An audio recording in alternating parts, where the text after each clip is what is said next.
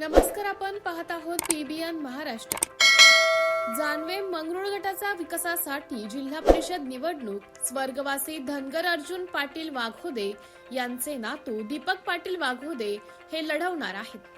दीपक वाघोदे यांच्या बाबांच्या कार्यकाळातील शेतकऱ्यांच्या उज्ज्वल भविष्यासाठी उभारलेला निसर्डी धरण प्रकल्प ऐतिहासिक उपक्रम मानला जातो. त्या प्रकल्पाकडे लक्ष न दिल्याने त्या धरणाची दुरवस्था झाल्याबाबतची खंत परिसरातील शेतकऱ्यांनी केल्यामुळे आता त्या धरणासह विकास कामांचा प्रश्न तरुण युवा उमेदवार दीपक पाटील वाघोदे हे करतील अशी उमेद शेतकऱ्यांमध्ये दिसून येत आहे.